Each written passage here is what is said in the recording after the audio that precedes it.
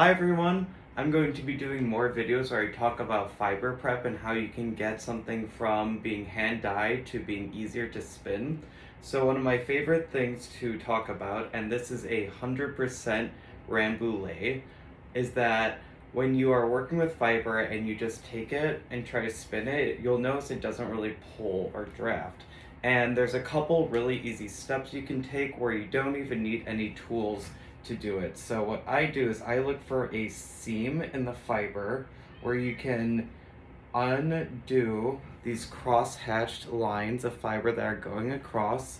And when you do that and you start to look at where your fiber is coming in and you start opening it up right at that seam, you will end up with a really nice flat strip that's a lot easier to draft and pull.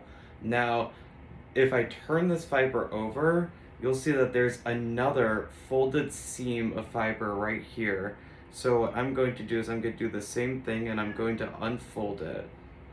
And when you start to find where the fiber is folded over and you pull it out and get it into a nice flattened strip, you can have a lot easier time getting your fiber to pull and draft. So I'm going to pull this now, and you can kind of start to see that it really just starts moving quickly.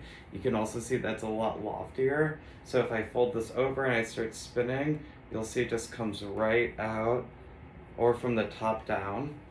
It's really just the easiest way to get it going. So then the last thing I want to show in this fiber is if you get a particular area that's especially tough, and I'm gonna have to look for one. So here you'll see that this one, let's see, right here is especially stuck. Some people say felted, some people say compacted, some people will steam their fiber open, but by going to the exact spot where you're having this cross hatching of fibers, because that's how felt is made, is by layering fiber over itself, you can really start to get an easier draft on your fiber by looking for these particular tough spots, pulling them apart, finding the exact spot where your fiber is felted, and when you work your way across the fiber horizontally, unsticking each one of those individual hairs, you'll have a lot easier time to spin. And there's no right or wrong way to do anything. This is just how I like to work with 100% wool blends. And I'm going to also be talking a little bit more about how we prepare other kinds of fibers.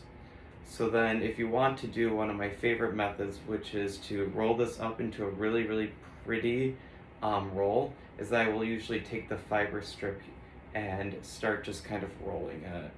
And then you'll end up with a really pretty little fiber pile.